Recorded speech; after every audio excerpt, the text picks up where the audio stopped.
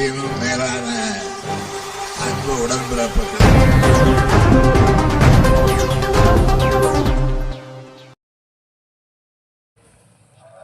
நடிகர் விஜயின் அரசியல் ஆசை, திண்டுக்கல் லியோனியின் சுவாரஸ்ய கமெண்ட்.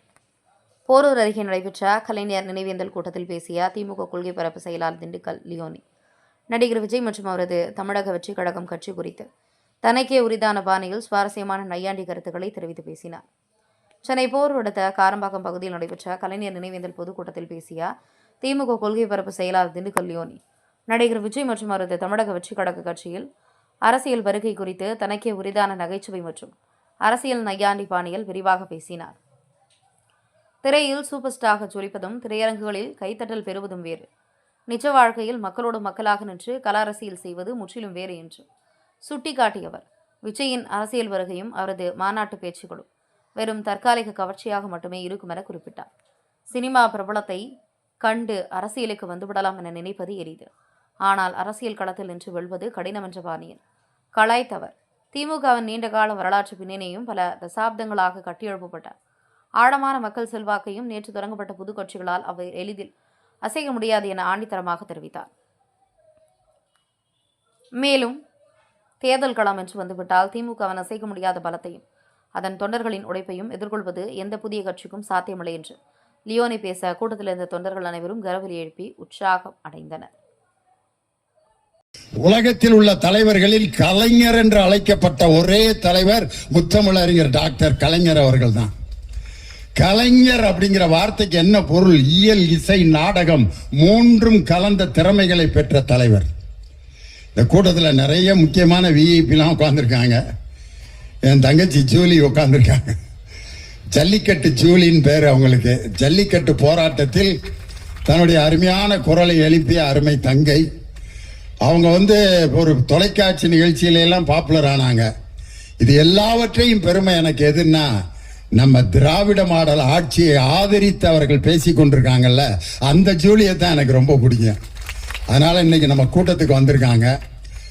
இப்படி நம் கலைஞர் அவர்கள் கலைஞர் என்ற வார்த்தைக்கு அடைமொழிக்கு சொந்தக்காரர். உலக அரசியல் தலைவர்களுடைய வரலாற்றிலேயே ஒரு தலைவனின் குரலுக்காக கோடான கோடி ரசிகர்கள் கைதட்டி ஆரவாரம் செய்த ஒரே குரல் நம் தலைவர் கலைஞருடைய குரல். என் உயிரினும் மேலான அன்பு உடன்பிறப்புகளே, தமிழர்களே, நீங்கள் என்னை கடலில் தூக்கி போட்டாலும் கட்டுமரமாகத்தான் மிதப்பேன். அதில் ஏறி நீங்கள் பயணம் செய்யலாம், கவிழ்ந்து விட மாட்டேன். இப்படி ஒரு குரல் ஒரு தலைவனுக்கு எங்கேயாவது கிடைக்குமா? நம்ம தலைவர் மாதிரி தன் வாழ்க்கை வரலாறை இத்தனை தொகுதிகளாக நெஞ்சுக்கு நீதி என்று எழுதிய ஒரே தலைவன் நம் முத்தமிழறிஞர் டாக்டர் கலைஞர்.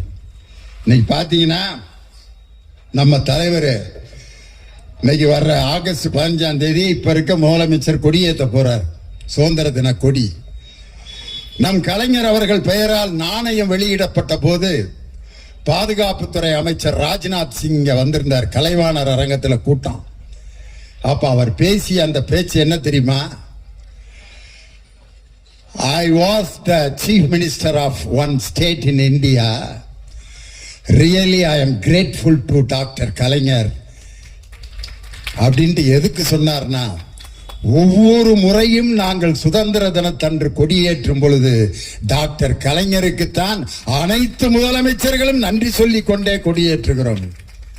மாண்புமிகு ஜோசப் விஜய் அவர்களே, நாளை மறுநாள் நீங்கள் சுதந்திர தின கொடி ஏற்றும் பொழுது என் தானை தலைவன் டாக்டர் கலைஞருக்கு நன்றி சொல்லிக் கொண்டேதான் நீங்கள் கொடியேற்ற வேண்டும். வெங்கையா நாயுடு அவர்கள் துணை ஜனாதிபதியாக இருந்தப்ப நம்ம ஓமந்தூரார் அந்த மருத்துவமனைக்கு பக்கத்தில் இருக்கக்கூடிய சிலையை திறந்து வைக்க வந்திருந்தார். அப்ப அவர் சொன்ன 3 வார்த்தைகள், Kalaignar is not only a leader, he is an organiser, he is an agitator, he is an orator. Organiser, agitator, orator, இந்த 3க்கும் பெருமை சேர்ப்பவர் கலைஞர்னு அன்னைக்கு துணை ஜனாதிபதியாக இருந்த வெங்கையா நாயுடு சொன்னார். இன்னைக்கு இந்த நிகழ்ச்சியில நடுநாயகமாக அமர்ந்திருக்கக்கூடிய எங்கள் அருமை அண்ணன் மா சுப்பிரமணியன். மா என்றாலே பெருசு என்று பொருள். மன்னன் என்றால் அரசன். மாமன்னன்னா என்ன அர்த்தம்? பெரிய அரசன் என்று பொருள். அதே மாதிரி பேரரசன் அப்படின்னு பொருள். அதே மாதிரி பெருங்கூட்டம்னா உண்மையிலே பெருங்கூட்டம். மாபெரும் கூட்டம்னா என்ன அர்த்தம்னா மிகப்பெரிய கூட்டம்னு அர்த்தம். தனது சாதனைகள் அனைத்தையுமே பெரிய பெரிய சாதனைகளாக படைத்து காட்டிய ஒரு சுகாதாரத்துறை அமைச்சர் இருக்கிறார் என்றால் அது என்னுடைய அருமை அண்ணன் மா சுப்பிரமணியன் தான். அவர் பாருங்க, வருகின்ற அடுத்த வருஷம் ஏதென்ஸ் நகரத்தில் மாரத்தான் நடத்த போறாருன்னா இப்படி ஒரு சாதனையை எங்க அண்ணனை தவிர வேற யாராலையும் படைக்க முடியாது. ஏதென்ஸ் நகரம்ங்கிறது சாக்ரட்டிஸ் பிறந்து வளர்ந்த நகரம். சாக்ரட்டிஸ்னா யாருன்னே தெரியாதவங்களுக்கு என் தலைவருடைய வசனம் தாயா சாக்ரட்டிஸ்னா யாருன்னு கத்து கொடுத்துச்சு. சிவாஜி கணேசன் பேசுவார், ஏதென்ஸ் நகரத்தின் எழில்மிக்க வாலிபர்களே, ஓடி வாருங்கள், ஓடி வாருங்கள், வீரம் விலை போகாது விவேகம் துணைக்கு வராவிட்டால், தீட்டிய வாளில் தினவெடுத்த தோள்களிலே தூக்கிய ஈட்டி மட்டும் போதாது வீரர்களே, இதோ நான் தரும் அறிவாயுதத்தை ஏந்திக் கொள்ளுங்கள்.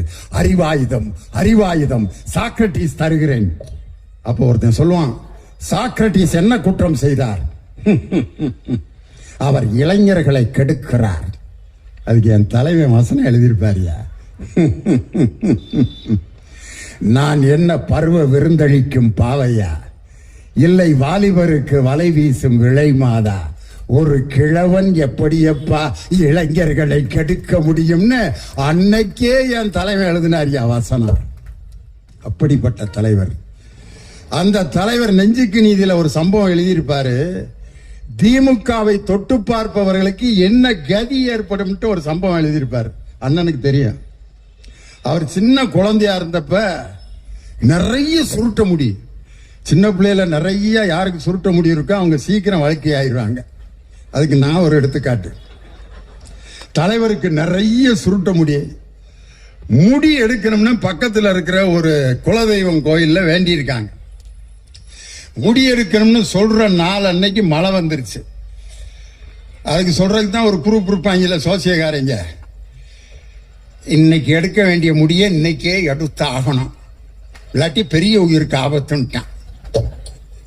நம்பிட்டாங்க. உடனே கோயிலுக்கு போகாம மழை நேரத்தில் வீட்டிலேயே வச்சு அவர் முடியை எடுத்து அந்த முடியை பத்திரமா வச்சு நீங்க இன்னொரு நாள் போறப்ப கோயில்ல காணிக்க செலுத்திருங்க அப்படின்ட்டு ஒரு பித்தளை குடத்துக்குள்ள தலைவருடைய முடியை வச்சு மூடி வச்சிருக்காங்க. அன்னைக்குன்னு திருடன் வந்திருக்கான் தலைவர் வீட்டுக்கு. வந்து என்னென்னத்தையோ திருடணும்னு ஐடியா பண்ணி பார்த்திருக்கான். பித்தளை குடம். அவன் பார்த்தோன்னா, ஆஹா பெரிய புதையெல்லாம் இதுல வச்சிருப்பாங்கடா, நாணயம்லாம் வச்சிருப்பாங்கன்னு சொல்லி அந்த குடத்தை எடுத்துக்கிட்டு ராத்திரி ஒரு இடத்துல போய் ஓபன் பண்ணி பார்த்திருக்கான். என்ன இருந்திருக்கான்? அண்ணன் சுத்த தமிழ்ல சொல்லிட்டாரு, எங்கள் திராவிட முன்னேற்ற கழகத்தை தொட்டு திருட வேண்டும் என்று நினைப்பவர்களுக்கு முடிவில் அவர்கள் கையில் கிடைப்பது வெறும் முடி மட்டும்தான். ஏன்னா அதை சொன்னா அதை ட்ரெண்ட் ஆக்கி விட்டுறாங்க. காரணம் என்னன்னா, என் தம்பி உதயநிதி ஸ்டாலின் அவர் வாட்டுக்கு செவனேன்னு இருந்தார். அவரை போய் கைது செய்து ஓலக்கூர் காவல் நிலையத்திலே மதிய உணவு அருந்தி கொண்டிருக்கிறார். அன்னைக்கு நாள் முழுவதும் அவர் தான் ட்ரெண்டிங்ல தலைப்பு செய்தி. என்னடா நம்ம என்னமோ நினைச்சான், வேற மாதிரி ஆயிடுச்சு அப்படின்னு சொல்லி இன்னைக்கு அவர் தஞ்சாவூருக்கு கூட போகாமல் மீண்டும் பல லட்சக்கணக்கான மக்களுக்கு மத்தியில் தான் ஒரு திராவிட தலைவன் என்பதை நிரூபித்து காட்டிய என் அன்பு தம்பி உதயநிதி ஸ்டாலின். இன்னைக்கு பாத்தீங்கன்னா என் தலைவருடைய பிறந்த நாள் நினைவு நாள் விழா. இன்னைக்கு இந்த நாட்டில் என்ன நடந்துகிட்டு இருக்கு? சட்டமன்றத்தை பத்தி எங்க அண்ணன் பாரதி அண்ணன் சொன்னாங்க. சட்டமன்றத்தில் சட்டமன்றமாயா நடக்குது? 13 ஜோக்கரா இருந்தா எப்படின்னே ரம்மி விளையாடுறது? எங்க உதயநிதி தான் சொன்னார், 13 ஜோக்கரா இருந்தா எப்படிடா ஜெயிக்கிறது? அதை விட நான் ஒரு உதாரணம் சொல்றேன். ஒரு கச்சேரினா பாடகர் இருக்கணும், மிருதங்கம் இருக்கணும், கஞ்சிரா இருக்கணும், கொன்னக்கோள் ஜதி சொல்றவன் இருக்கணும், வயலின் இருக்கணும். இது எல்லாம் சேர்ந்து தான் கச்சேரி. கலியுக வரதன் கண் கண்ட தெய்வமாய் காட்சிகளேப்பது பழனியிலே. தங்கதான் தண்டாக்கு திண்டாக்கு திண்டாக்கு திண்டு மிருதங்கம். தீன் தக்கிட்ட சொன்னுதா தான் தச்சுனுதா அப்படின்னு கொன்னக்கோள் ஜதி.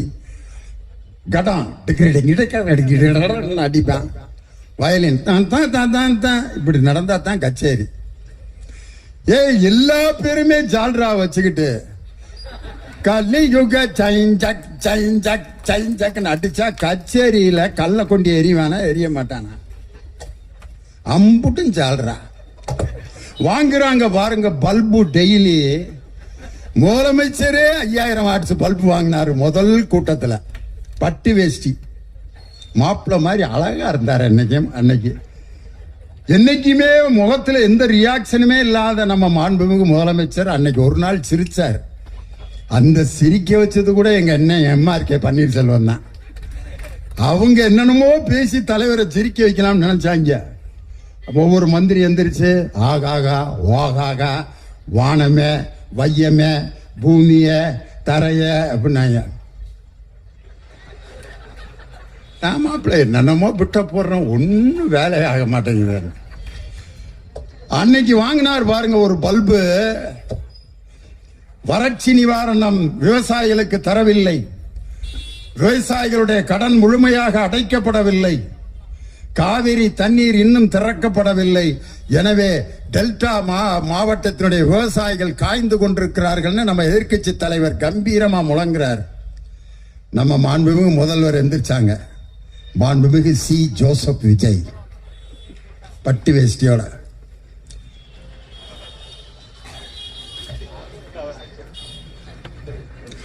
வறட்சி நிவாரணம் ஏற்கனவே கொடுக்கப்பட்டு விட்டது.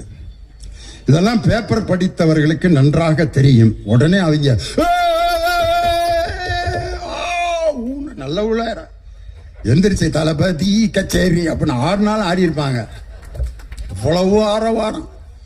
தலைவர் பவர்ஃபுல்லான பாயிண்ட் எடுத்து வச்சுட்டாராம் முதலமைச்சர். எந்திரிச்சாரியா கலைஞரின் பேரன் முத்துவேல் கருணாநிதி ஸ்டாலினோட மகன். வறட்சி நிவாரணம் என்று வருடா வருடம் கொடுக்கக்கூடிய தொகுப்பை பற்றி நாங்கள் பேசவில்லை. விவசாயிகளுடைய வறட்சி நிவாரணத்தை தான் நாங்கள் கேட்டோம். தொகுப்பு நிதிக்கும் நிவாரணத்திற்கும் வேறுபாடு இருக்கிறது. இது பேப்பர் படிச்சா தெரியாது. விவசாயிகளை நேரடியா சந்திக்கணும்னு சொன்ன உடனே வாங்கினாரியா 5000 வாட்ஸ் பல்பு டமக்குன்னு. அப்போ உட்கார்ந்தவர் தான் இன்னும் எந்திரிக்கல. அவருக்கு பதிலா கண்ட ஆட்கள்லாம் எந்திரிச்சு பேசிட்டு இருக்காங்க. யாரெல்லாம் பல்பு வாங்கினா தெரியுமா? நம்ம வேளாண்மை துறை அமைச்சர், அவர் பேர் என்ன, இது வேற மறந்து போய் வினோத், மாண்புமிகு வினோத் அவர்கள் வேளாண்மை பட்ஜெட்டை கொண்டு போய் திருப்பதியில வச்சு சாமி கும்பிட்டு வந்தாரு. அப்பயே முடிவு பண்ணிட்டேன், ராமமும் மொட்டையும் தான். திருப்பதினா ராமம், இன்னொன்னு என்ன மொட்டை. விவசாயிகளுக்கு கடனை தள்ளுபடி பண்ணாமல் ராமம், காவிரி நீரை திறந்து விடாமல் மொட்டை அப்படின்ட்டு அவரு பெரிய நம்ம கவிஞர் காசிமுத்து மாணிக்க மாதிரி. இவ்வளவு நாள் சூரியனால் மக்களுக்கு வேர்த்தது, இப்பொழுது சூரியனுக்கே வேர்த்திருக்கிறது. இதுக்கு முதலமைச்சர் சிரிப்பாருன்னு பார்த்தா அவர் இருந்தா, ஏண்டா விளங்காத பிட்டா போட்டுக்கிட்டு இருக்கீங்க அப்படிங்கிற மாதிரி உட்கார்ந்து இருந்தாரு. எங்க அண்ணன் சிங்கம் ஓ பன்னீர்செல்வம் எந்திரிச்சாரியா, 1000 ராக்கெட்டுகள் விட்டாலும் சூரியனை யாரும் நெருங்க முடியாது, அந்த சூரியனை யாரும் தொட முடியாதுன்னு யார் சொன்னா? எங்க அண்ணன் OPS எந்திரிச்சு சொன்னார். அவரு கொடுத்தாரு பாருங்க ஒரு பல்பு, மாண்புமிகு அண்ணன் செங்கோட்டையனுக்கு. நீங்கள் யாருடைய படத்தை இப்பொழுது பாக்கெட்டில் வைத்திருக்கிறீர்கள்? யாரு? எங்க ஐயா செங்கோட்டையன். பெரிய கண்டுபிடிப்பு. நான் பாருங்க புரட்சி தலைவி அம்மா அவர்களுடைய படத்தை பாக்கெட்டில் வச்சிருக்கேன். அதுக்கும் OPS கொடுத்தாரு 2000 வாட்ஸ் பல்பு. நான் எந்த கட்சியில் இருக்கிறேனோ அந்த கட்சிக்கு விசுவாசமாக தலைவருடைய படத்தை வச்சிருக்கேன். உங்களை மாதிரி போட்டோ வச்சு ஏமாத்துறவன் நான் இல்லைன்னாரு. அந்த கட்சியில இருக்கவங்க விஜய் படத்தை தானே பாக்கெட்ல வச்சிருக்கணும். இது என்ன மீனுக்கு தலையும் பாம்புக்கு வாலுமா? வாங்கினாரா பல்பு? அதுக்கடுத்து பொதுப்பணித்துறை அமைச்சர், எல்லா அமைச்சருக்கும் அவர் தான் எந்திரிச்சு பதில் சொல்லிட்டு இருக்காரு. அவர் எந்திரிச்சு நீட் தேர்வை முதலில் பாராளுமன்றத்திலே கொண்டு வந்தது அன்று துணை அமைச்சராக இருந்த காந்தி செல்வன் திமுக. ஒண்ணு எல்லாம் எந்திரிச்சார் நம்ம கொறடா. துணை அமைச்சர்லாம் தீர்மானம்லாம் கொண்டு வர முடியாதுங்க. அன்னைக்கு இருந்த குலாம் நபி ஆசாத் அவர் தான் அன்னைக்கு சுகாதாரத்துறை அமைச்சராக இருந்தாரு. அவர் தான் கொண்டு வந்தாரு. கொண்டு வந்த நீட் தேர்வை எங்க மாநிலத்துக்கு நாங்க வைக்க மாட்டோம்னு சொல்லி மற்ற மாநிலங்கள் எல்லாம் நீட் தேர்வை நடத்திய போது அதை மறுத்து நீட் தேர்வை நடத்தாமல் தடுத்த தலைவன் முத்தமிழறிஞர் டாக்டர் கலைஞர்னாரா? வாங்கினாரா ஒரு பல்பு? ஏதாவது நல்ல விஷயம் பேசிட்டு இருக்கப்ப டக்குன்னு டெக் டைவர்ஷன் எடுப்பாங்க. அதுக்குன்னு ஒரு அமைச்சரை வச்சிருக்காங்க. அவர் தான் மின்சாரம் மற்றும் சட்டத்துறை அமைச்சர். வேற என்னமோ பேசிட்டு இருக்கான். அவர் எந்திரிச்சு 4 ஆண்டுகள் எதற்கும் பயப்படாமல் இருந்தவர் எங்களுடைய முதலமைச்சர். உன்னை இப்ப அதை யாராவது கேட்டாங்களா? காவிரி தண்ணியை பத்தி பேசிட்டு இருக்கான். 4 வருஷம் பயப்படாம இருந்தாராம். நான் மட்டும் சட்டமன்றத்தில் இருந்திருந்தேன்னா இந்த பதில் சொல்லியிருப்பேன். உங்கள் முதலமைச்சர் எதற்குமே பயப்படவில்லை என்று நிர்மல்குமார் அவர்கள் தெரிவித்தார். கரூரிலே 41 பேர் இறந்த பிறகு 40 நாட்கள் அறையை விட்டு வெளியே வராமல் இருந்ததற்கு பெயர் வீரமா பயமான்னு கேட்டிருப்பேன். நான் கேட்கணும்னு நினைச்சாங்க. அதான் நம்ம சபாநாயகர் ஒருத்தர் யாரையுமே பேச விட மாட்டேங்கிறாரு. அவருக்கே தங்கம் திணறச்சு பல்பு கொடுத்தாரு. பொய் அப்படிங்கிற வார்த்தையை நிதியமைச்சர் சொன்னோன்ன பொய் என்ற வார்த்தையை கூறக்கூடாது, சட்டமன்றத்தின் விதினாரு. நம்ம முன்னாள் நிதியமைச்சர் தம்பி தங்கம் தென்னரசு எந்திரிச்சு பொய் என்ற வார்த்தையை சொல்லக்கூடாது என்று விதி கிடையாது, உறுப்பினர் அவர்கள் பொய் சொல்கிறார்கள் என்று சொல்லத்தான் கூடாது என்று விதி. திருக்குறளை காமிச்சார். பொய்மையும் வாய்மையிடத்து புரை தீர்ந்த நன்மை பயக்குமெனின் அப்படின்ற திருக்குறளை நான் சட்டமன்றத்தில் சொல்லும் போது பொய்ன்னு அதுல வார்த்தை வந்திருக்குன்னு சொல்லாம விட முடியுமா அப்படின்னாரு. எஸ், பல்ப் ஃபைனல் பல்ப் தெரியுமா? 3 மாதங்களில் 15,000 கோடி கஜானாவில் கொண்டு வந்து சேர்த்தோம். யாரு? மாண்புமிகு நிதியமைச்சர் மரிய வில்சன். தங்கந்தனரசு எந்திரிச்சு அந்த 15,000 கோடி என்னென்ன இதுல வந்துச்சுன்னு லிஸ்ட் கொடுத்தீங்கன்னா நாங்க நோட் பண்ணிக்கிறோம்னாரு. இட் இஸ் இம்பொர்க்கபிள் அண்ட் அன்சகிக்கபிள் ஃபார் அஸ். எக்ஸ்பெக்டட் என்ன எக்ஸ்பெக்டட் தெரியல. எதிர்பார்த்தோம், வந்துகிட்டு இருக்குன்னு தேவையாங்கிறேன் நான். நேரம் நம் தலைவர் முதலமைச்சராக முத்துவேல் கருணாநிதி ஸ்டாலின் அவர்கள் இருந்திருந்தால் எங்கள் சகோதரிகளுக்கு 8,000 ரூபாய் கூப்பன் கிடைச்சிருக்கான். 3 பொருள்களை நேரம் வீட்டில் வாங்கி நீங்க சேர்த்திருப்பீங்க. ஆனா இன்னைக்கு எல்லாத்துக்கும் அல்வா. ஆனா அண்ணன் சீர் ஒவ்வொரு அதை எப்படி பேசினாரு மேடையில பிரச்சாரத்தை. நாங்கள் ஆட்சிக்கு வந்த அடுத்த நொடியே கன்னியாகுமரியிலிருந்து சென்னை வரைக்கும் அனைத்து பெண்களும் பேருந்திலே இலவச பயணம் செய்யலாம். 5 கிலோ அல்வா மாவே இல்லாம கிண்டி நம்ம சகோதரிகள் கொடுத்து அதுகெல்லாம் ஏற்கனவே என் தலைவன் கொடுத்த அந்த திட்டத்தில் தான் மகளிர் விடியல் பயணம் என்ற விடியல் பயணம் இன்னைக்கு நடந்துட்டு இருக்கு. அதுலயும் விடியல் என்ற வார்த்தை எடுத்திருக்காங்க. விடியல் என்றால் என்ன அர்த்தம்? இருளை நீக்குகின்ற வெளிச்சம். இருண்ட ஆட்சிக்கு விடியல் என்றால் பிடிக்காது. அதனாலதான் விடியல் என்ற வார்த்தையை நீக்கி இருக்கிறார். பெயரை மாற்றுவது ஏன்? தலைவர் கலைஞருடைய பெயரை எடுத்துவிட்டு கலைஞர் இல்லம் என்ற திட்டத்தை என்னமோ ஒரு இல்லம்னு மாத்தி வச்சிருக்காங்க. என் தலைவருடைய பெயரை நீக்குவதற்கு யாருக்கும் உரிமை இல்லை. இன்னைக்கு காவல்துறை அதிகாரிகள் எவ்வளவோ நின்றுட்டு இருக்காங்க. என் சகோதரியும் காவல்துறை அதிகாரியா அப்படி பேண்ட் ஷர்ட் போட்டு நின்று அப்படி ஒரு சலிட் அடிக்கிறாங்க பார். அந்த ஒவ்வொரு காவல்துறை அதிகாரியும் தன் அதிகாரத்தை செலுத்தும் போது அவர்களிடம் வாழ்ந்து கொண்டிருப்பது என் தானை தலைவர் டாக்டர் கலைஞர்.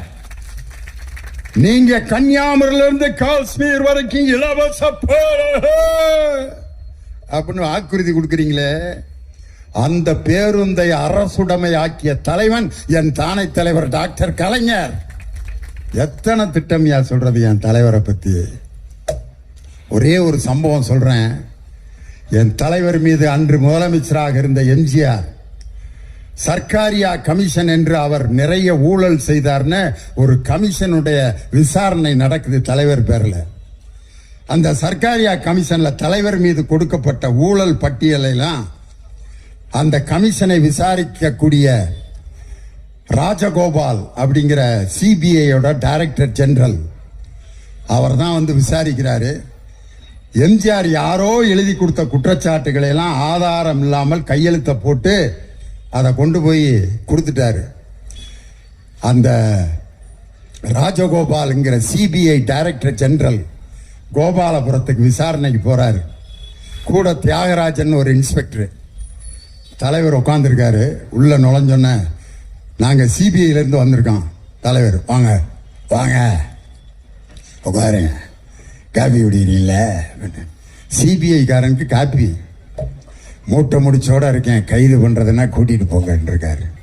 ஐயா, நாங்க சிபிஐல இருந்து வந்திருக்கோம், கைது பண்ண வரலங்க, விசாரணைக்கு வந்திருக்கோம். அந்த தியாகராஜன் ஒரு இன்ஸ்பெக்டர் பக்கத்துல ஒரு பை வச்சிருந்திருக்காரு.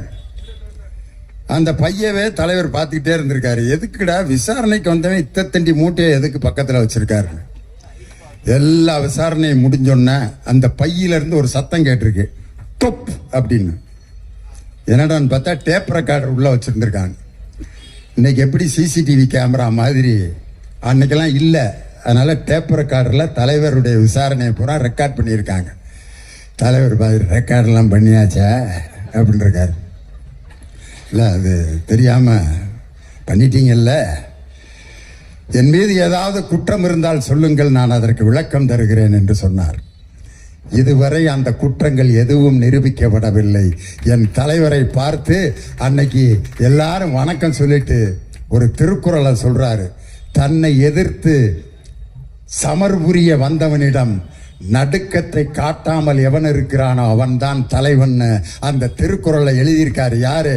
அன்னைக்கு சிபிஐ டைரக்டர் ஜெனரலா இருந்த ராஜகோபால் தன்னுடைய வாழ்க்கை வரலாறுல இந்த சம்பவத்தை எழுதியிருக்காரியா என் தலைவன் டாக்டர் கலைஞரை பத்தி.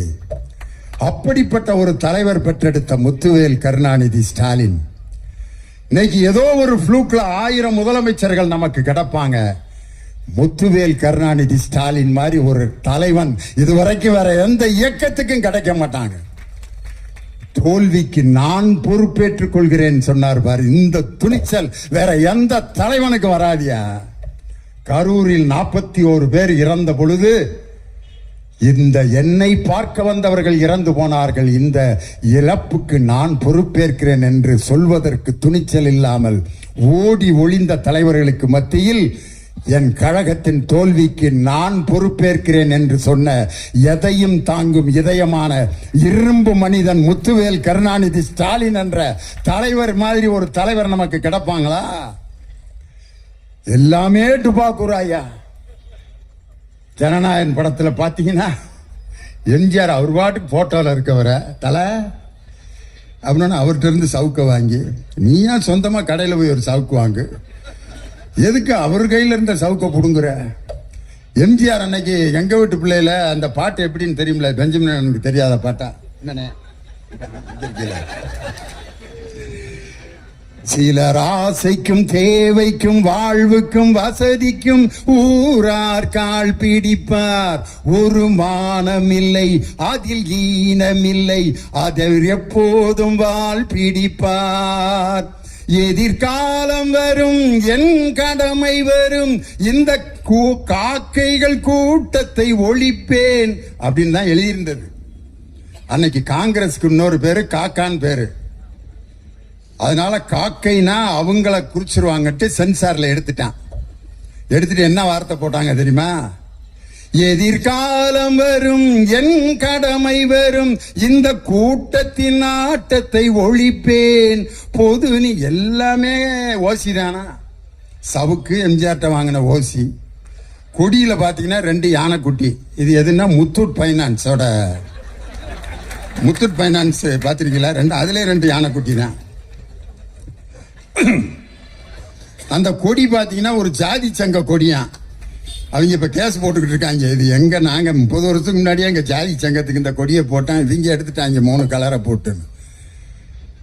அவர் பேசுற ஒரு வார்த்தை கூட எங்க பட்டுக்கோட்டை கல்யாண சுந்தரத்துக்கிட்ட இருந்து எடுத்தது.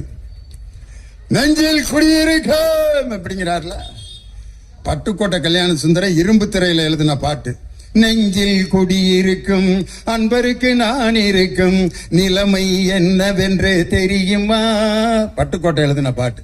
அதுவும் துபாக்கூர். எங்கள் உதயநிதி ஸ்டாலின் ஏதோ கூட்டத்தில் மக்கள் பேசியதற்கு பதில் சொன்னதற்காக பெண்களை இழிவுபடுத்தி விட்டார் என்று கைது செய்தீர்களே. ஜனநாயகன் படத்துல வில்லனை திட்டுவதற்கு ஒரு வார்த்தையை இன்னைக்கு முதலமைச்சர் பயன்படுத்தி இருக்காரு. அதை விட பெண்களை கேவலப்படுத்துகின்ற ஒரு வார்த்தை உண்டான்னு நான் கேட்கிறேன். இன்னைக்கு நான் சொல்றேன், எம்ஜிஆர் நான் ஆணையிட்டால் பாட்டை மட்டும் பாடினாரு. 5 நிமிஷம் முடிச்சிடுறேன். எம்ஜிஆர் இவருக்குன்னு இன்னும் நிறைய பாட்டு இருக்கு, பாடவா? ஏமாற்றாதே ஏமாற்றாதே ஏமாறாதே ஏமாறாதே, அந்த இருட்டுக்கும் பார்க்கின்ற விழி இருக்கும், எந்த சுவருக்கும் கேட்கின்ற காதிருக்கும், சொல்லாமல் கொல்லாமல் காத்திருக்கும், தக்க சமயத்தில் நடந்ததை எடுத்துரைக்கும். கரூர் பிரச்சனையில தப்பிச்சிடலான்னு நினைக்காதீங்க ப்ரோ. அந்த இருட்டுக்கும் பார்க்கின்ற வெளியிருக்கும், எந்த சுவருக்கும் கேட்கின்ற காதிருக்கும், சொல்லாமல் கொள்ளாமல் காத்திருக்கும், தக்க சமயத்தில் நடந்ததை எடுத்துரைக்கும். அன்னைக்கே எம்ஜிஆர் பாடிட்டார். வெயிட் ப்ரோ வெயிட் இருக்கு. இன்னொரு பாட்டு இருக்கு, எம்ஜிஆர் பாட்டு, எனக்கு ரொம்ப பிடிச்ச பாட்டு. நாளொரு மேடை பொழுதொரு நடிப்பு, அவன் பேர் மனிதன் அல்ல, நாவில் ஒன்று நினைவில் ஒன்று, அதன் பேர் உள்ளமல்ல, உள்ளத்தில் இருப்பதை உதட்டில் வைப்பவன் எவனோ அவனே மனிதன், ஊரார் பணத்தில் உயிரை வளைப்பவன் உலகத்தில் கோழைகள் தலைவன், உலகத்தில் கோழைகள் தலைவன், நாளொரு மேடை பொழுதொரு நடிப்பு, அவன் பேர் மனிதன் அல்ல. இன்னொரு பாட்டு இன்னைக்கு முதலமைச்சர் எம்ஜிஆர் பாடியிருக்கார். கண்ணை நம்பாதே உன்னை ஏமாற்றும், உன்னை ஏமாற்றும் நீ காணும் தோற்றம் உண்மை இல்லாதது, அறிவை நீ நம்பு உள்ளம் தெளிவாகும், அடையாளம் காட்டும் பொய்யே சொல்லாதது, பொன் பொருளை கண்டவுடன் வந்த வழி மறந்துவிட்டு பனையூருக்கு போகிறவர் போகட்டுமே, என் மனதை நான் அறிவேன், என் உறவை நான் அறிவேன், எதுவான போதிலும் சத்தியமே, நன்றி மறவாத நல்ல மனம் போதும், அதுவே என்றும் மூலதனம் ஆகும், கண்ணை நம்பாதே. ப்ரோ, உங்க கூட இருக்க அந்த கூட்டணி கட்சிகளை எல்லாம் நம்பி நீங்க உட்கார்ந்துருக்கீங்க. நாங்க எங்க உடம்புல இருந்த கோமணத்தை நாங்க கழட்டி போட்டோம். அதுதான் இன்னைக்கு உங்களுக்கு பட்டு வேட்டி. புரிஞ்சவங்க புரிஞ்சுக்கிறீங்க. நாங்க முகம் துடைக்கிறதுக்கு வச்சிருந்த கர்ச்சிப்பு தான் இன்னைக்கு நீங்க தோல்ல போட்டிருக்க துண்டு. நாங்க கையில வச்சிருந்த குச்சி தான் நீங்க உட்கார்ந்து இருக்கிற நாற்காலி. இன்னைக்கு நான் சொல்றேன், அந்த கூட்டணி கட்சியினுடைய ஆட்சியில இன்னைக்கு ஓடிக்கிட்டு இருக்கு. இன்னைக்கு அந்த கூட்டணி கட்சியே ஒன்னொன்னா அப்படியே பாக்குது, என்னடா அப்படின்ட்டு. நான் என்னைக்கு வைகோ அண்ணன் போய் சேர்ந்தாரோ நான் முடிவு பண்ணிட்டேன், மேட்ரு சீக்கிரம் சிந்தா பார்த்து ஆயிரும்டா.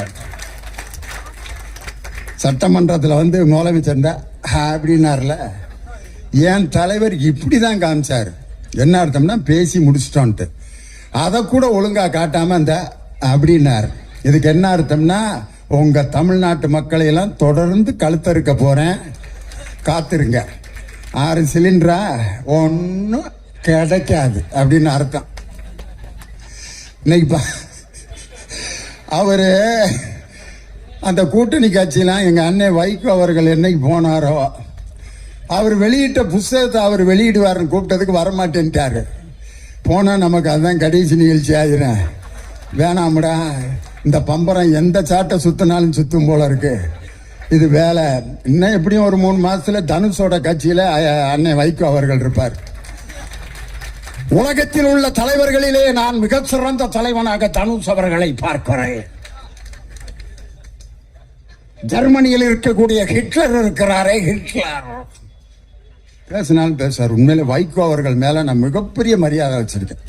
அப்படிப்பட்ட ஒரு பேச்சாளனை என் வாழ்க்கையில் இதுவரை நான் பார்த்ததில்லை. அவருடைய பேச்சுக்கு நான்லாம் அடிமை. ஆனா அரசியலில் இப்படி ஒரு கேவலமான மனிதன், இப்படி ஒரு துரோகியை நான் பார்த்ததில்லை. துரோகிங்கிற வார்த்தையை சொல்றதுக்கு மன்னிக்கணும். என் தலைவர்கிட்ட கேட்டாங்க, நீங்கள் புண்பட்டது எப்போது, பண்பட்டது எப்போது? தலைவர் சொன்னார், முதல் துரோகத்தை சந்திக்கும் போது புண்பட்டேன், தொடர்ந்து துரோகங்களை சந்திக்க சந்திக்க பண்பட்டு விட்டேன் அப்படின்னார். இன்னைக்கு பண்பட்ட ஒரு தலைவர் தாயா என் தலைவன் முத்துவேல் கருணாநிதி ஸ்டாலின். ஒரே ஒரு சம்பவத்தை சொல்லி முடிச்சிடறேன், ரொம்ப லேட் ஆயிருச்சு. ஒரு பூட்டை பூட்டிட்டு வீட்டில இருந்து போயிடுறாங்க. சாவி காணா போயிருது. சாவியை காணா போட்டமே வீட்டு ஓனர். பூட்டை வந்து திருப்பி திறக்கன்னு பாக்குறாங்க, சாவி இல்லை. என்ன பண்றது? எம்ஜிஆர்னா பின்னாடி வந்து டம்முன்னு இடிப்பார், திறந்துறான். பாக்குறாங்க பெரிய திண்டுக்கல் பூட்டு, மாற்று சாவிலாம் போட்டு பாக்குறாங்க, திறக்க முடியல. என்னடா பண்ணாங்க? சுத்தியில் எடுத்து ஓங்கி பூட்டை உடைச்சான். அப்ப பூட்டு சொன்னுச்சு, காணா போட்டவனுக்கும் தண்டனை கிடையாது, பூட்டிட்டு எங்கேயோ கிடக்கிற சாவிக்கும் தண்டனை கிடையாது, கடமையை சரியாக செய்த பூட்டுக்கு தாண்டா தண்டனை கொடுத்திருக்காங்க. கடமையை சரியாக செய்த என் தலைவர் என்று தோற்றிருக்கலாம். அப்படி தோற்ற என் தலைவன் பண்பட்டு நாளை இதே தமிழகத்தை மீண்டும் ஆழ்வார் முத்துவேல் கருணாநிதி ஸ்டாலின். ஒரு கல்யாண வீட்டில் வாழை மரம் கட்டியிருப்பாங்க. 3 நாளைக்கு அந்த வாழை மரம் ஜேன்னு இருக்கான். கல்யாண வீடு முடிஞ்சோடனே வாழை மரம் கீழே கிடக்கும். பயில ரயில் வண்டி விளையாடுவேன், வாழைக்காயெல்லாம் பிச்சுட்டு போயிடுவாங்க, குப்பையில் கிடக்கும் வாழை மரம். ஆனா ஒரு கட்டிடத்தை கட்ட பயன்படுத்துகின்ற சாரத்தை பார்க்கின்ற சவுக்கு மரம், கட்டிடம் கட்டியவுடன் மீண்டும் லாரியில் அதை ஏற்றிட்டு போயிட்டே இருப்பாங்க. இன்னொரு கட்டிடம் கட்டுவதற்கு அந்த சவுக்கு மரம் மீண்டும் போய் கொண்டிருக்கும். இன்னைக்கு கல்யாண வீட்டில் கட்டப்பட்ட வாழை மரம் போல் இந்த தாவேக ஆட்சி. ஆனால் மக்களுக்கு தொடர்ந்து உழைக்கும் சவுக்கு மரம் போன்ற எங்கள் திராவிட முன்னேற்ற கழகத்தின் அந்த கட்சி தொண்டர்களை எங்கள் கழகத்திடமிருந்து யாரும் பிரிக்க முடியாது. மீண்டும் முத்துவேல் கருணாநிதி ஸ்டாலின் மீண்டும் தமிழகத்தில் முதல்வர் ஆவார். எங்கள் தம்பி உதயநிதி ஸ்டாலின் என்ற படைத்தலைவனின் போருக்கு பின் என்று சொல்லி உங்களிடமிருந்து விடைபெறுகிறேன். நன்றி, வணக்கம். என் உயிரினும் மேலான அன்பு உடன்பிறப்புகள்,